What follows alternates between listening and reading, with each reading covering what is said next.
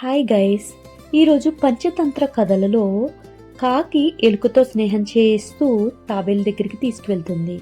అప్పుడు తాబేలు ఎలుక గతం గురించి అడిగినప్పుడు ఎలుక అసలు అడవిలోకి ఎందుకు వచ్చింది అని ఇద్దరు ఫ్రెండ్స్ గురించి చెప్తూ ఉంటుంది.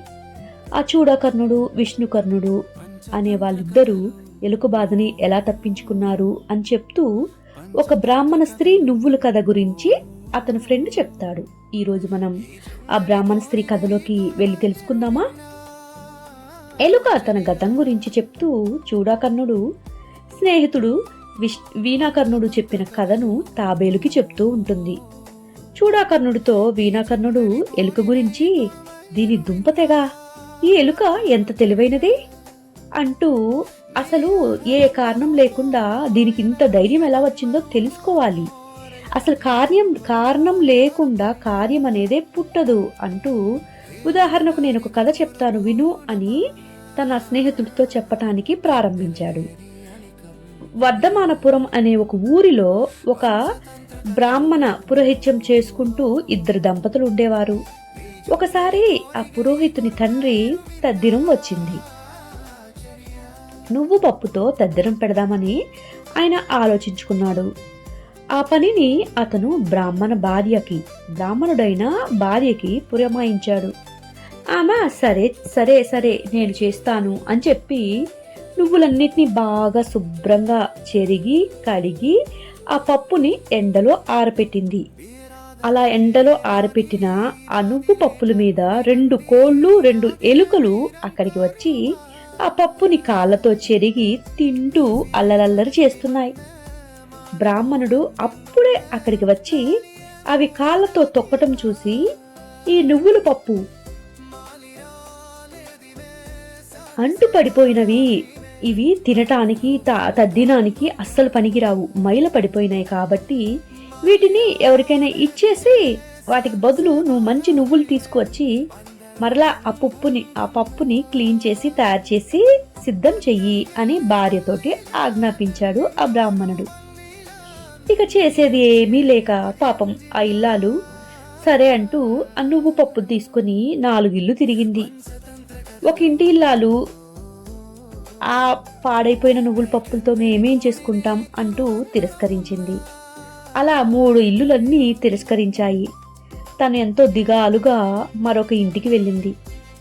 ఆమె వెళ్ళగానే ఒక ఆవిడ అలా ఎందుకు చేసిందంటే, తాను కష్టపడకుండా బాగు చేసిన నువ్వు పప్పు ఆమె దగ్గరికి వచ్చేసరికి నేను తీసుకుంటాను అని చెప్పింది.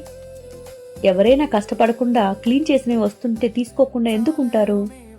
అలాగే తను కూడా సరే నేను తీసుకుంటాను, నీకు మంచి నువ్వు పప్పు ఇస్తాను అని ఆ నువ్వుల్ని తీసుకుని తనకి వేరే నువ్వులు ఇచ్చింది.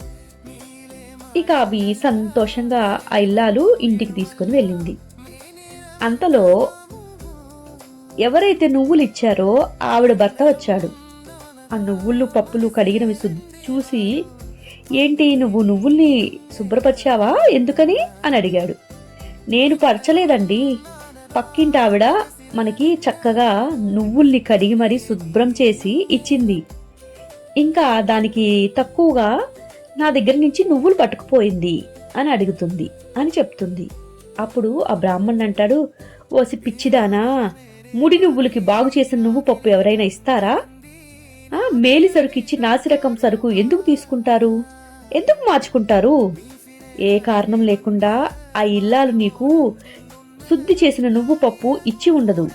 నీ వద్ద నుంచి ముడి నూగులు ఎందుకు తీసుకుంటుంది? ఆ విధంగా చేసింది అంటే ఏదో కారణం ఉండి ఉంటుంది, నువ్వు కనుక్కున్నావా అని అడిగాడు. ఆ విషయం మనకెందుకు, ఎవరి పిచ్చి వారికి ఆనందం, ఆ కారణాలతో మనకేంటి పని, మనకి పని లేదు కదా. నువ్వుల్ని దంచి పప్పు చేసుకుని శ్రమ లేకుండా చెరిగి బాగు చేసే నూగులు మానికకి మానుడు లభించాయి, అది చాలు కదా నాకు అన్నది.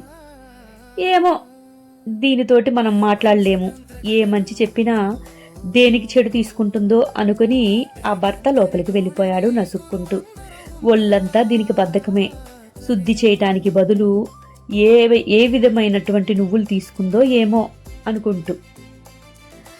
హాయ్ గైస్, ఈ నువ్వు పప్పు కథని విన్నారు కదా, నిజమే కదా? ఆ భార్య తనకు కావాల్సింది శుద్ధి చేసిన పప్పు, ఎవరు ఏమిస్తే నాకెందుకు అని తీసుకుంది. కానీ అతని భర్త చెప్పినట్లు అవి ఎటువంటివో తెలుసుకోకుండా తీసుకోవటం అనేది ఒక మంచి పని కాదు కదా అని చెప్పాడు. సో దీనిలో ఎవరు కరెక్ట్ అంటారు? శుద్ధి చేసిన పప్పు తీసుకొని మంచి పని చేసిందా భార్య, లేదంటే భర్త చెప్పినట్లు ఒక కారణం ఉంటుంది, ఆ కారణం తెలుసుకోవాలి అనుకోవటం మంచిదంటారా? ఈ కథల్ని మీరు తెలుసుకున్నారు కదా.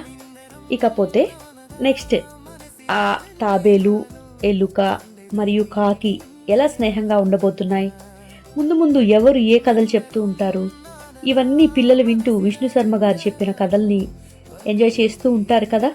మీరు కూడా అలాగే ఎంజాయ్ చేశారని అనుకుంటున్నాను. ఇకపోతే మీకు నచ్చితే మీ ఇంట్లో పిల్లలకి చెప్పండి ప్రతిరోజు పడుకునేటప్పుడు ఈ కథలను. ఇంకా మీ ఫ్రెండ్స్కి షేర్ చేస్తారు కదా. నా ఛానల్ని సపోర్ట్ చేస్తున్న మీ అందరికీ చాలా థ్యాంక్ యూ.